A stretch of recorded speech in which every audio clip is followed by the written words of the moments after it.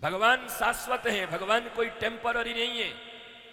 और भगवान के द्वारा दिया गया कोई भी चिकित्सा वो भी टेम्पररी नहीं होती, 2 दिन के लिए, 2 घंटे के लिए, 1 हफ्ते के लिए, बल्कि एक बार अगर उनकी चिकित्सा मिल जाए, उनकी भक्ति मिल जाए, तो पूरे जीवन के लिए वो दोष तुम्हारे भीतर से निकल जाते हैं और तुम आनंदित हो जाते हैं।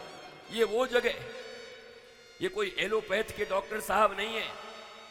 माफ करिएगा, बुरा मत मानिएगा, आप लोग मुझे बचाते भी हो, एलोपैथ बचाता भी है।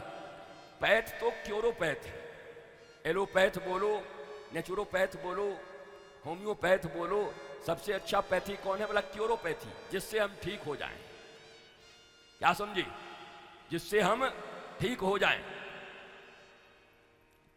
आंतों में छाले पड़ जाते हैं तो फिर दूध पियो, ठंडे दूध पियो, बहुत दिन तक कुछ दवाई वाई खाओ, या तो सीधी बात बता दो, चिंता छोड़ दो, छाले कभी पड़ेंगे ही नहीं।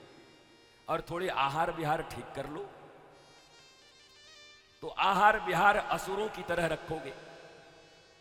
राक्षस भी एक बार देख करके घबरा जाए, या हम ज्यादा खाते थे कि ये ज्यादा बेकार खाता है। अब भारत में तो खाने की बात ही मत पूछो, अलग अलग क्षेत्रों में खाने का ही तो इतना आइटम है कि मत पूछो। पंजाब में चले जाओ पिन्नी घी में, बिहार में चले जाओ लिट्टी चोखा, कप कप 4-5 दिन तक वही खा लेंगे महाराज। अब आपके नागपुर में क्या अच्छा मिलता है? हमको कोई खवाए नहीं तो हम क्या बताएं? कोई खवावे तब तो बताओ। मैं तो सब हमारा ही भेजा खा रहे हैं 4-5 दिन से। हम सोचे हमें भी कोई कुछ खवावे, कोई खवाई ना रहो। मेरा इतनी माताएं आती, इतनी मैया, मनी मन हम सोचते थे या मैया में से किसी को दर्द होए हमारे लिए कछु बना के लावे तो 2000 टिफिन हमारे पास आ जाए। वो मैया भी ऐसी सब ठस हैं, सुनेंगी हमसे खूब, और सुन के घर में जाकर के खियावेंगी अपने बच्चे को, ले लाला खा। अरे यार लाला पे भी कछु ध्यान रखो, तुम्हारो लाला ही तो न सुना रहो है, कछु यहाँ भी ध्यान रखो। तो ये तो विनोद है, मस्ती है। अगर आप 2000 टिफिन ले आओगे तो हम खाएंगे कहाँ, रखेंगे कहाँ, बताओ। पर विनोद है। बात ऐसी है, भगवान राम भी उपलब्ध हैं, बेर भी उपलब्ध है, सबरी नहीं है। रामायण की कथा न राम के खोज के लिए है, न रामायण की कथा बेर की खोज के लिए। बेर भी मौजूद हैं, और अगर शास्त्र पर विश्वास करते हो तो संसार हरि व्यापक सर्वत्र समाना, कण कण में है, कंकर कंकर में शंकर है। कैसे इग्नोर करोगे कि राम जी नहीं है? कोई कहे कि भाई त्रेता युग के बाद राम जी नहीं आए तो जयमल जी का युद्ध किसने लड़ा कल? जयमल जी तो त्रेता युग में नहीं आए, मीरा के युग में आए हैं। तो राम जी ने आकर के युद्ध कैसे लड़ा? तो ये भी नहीं कह सकते कि राम जी नहीं है उसी रूप में, उस रूप में भी है। तो राम भी है, बेर भी है, पर मैया इन शास्त्रों, सदगुरु और कथा श्रवण का फल यही है कि राम और बेर दोनों उपलब्ध हैं। इसी में से कोई सबरी बन जाए तो भगवान फिर खाने को राजी है। सबरी की खोज चल रही है, मीरा की खोज चल रही है।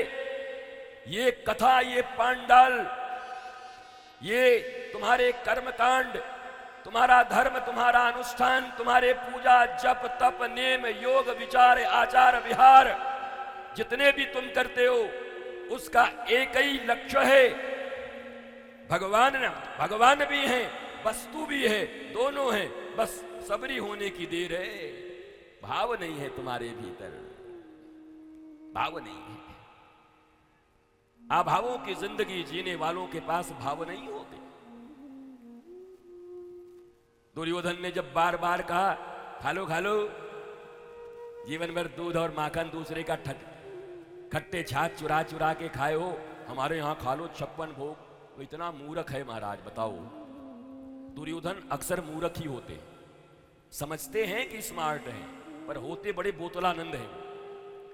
बताओ, श्री कृष्ण सोने की नगरी की राजा है, और ये ईंट पत्थर हस्तिनापुर का राजा, और ये कह रहा है तुम राजाओं का भोजन क्या जानोगे? एक बार जा द्वारिका, तब तुझे पता चलेगा।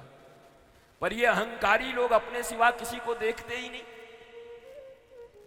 श्री कृष्ण का बालपन, श्री कृष्ण का वो माखन चुराना उसको याद है, पर श्री कृष्ण आज के समय में द्वारिकाधीश हैं, सोने की नगरी के राजा हैं। इस अहंकारी के आंखों में पट्टी बंधी हुई है, दिखता ही नहीं।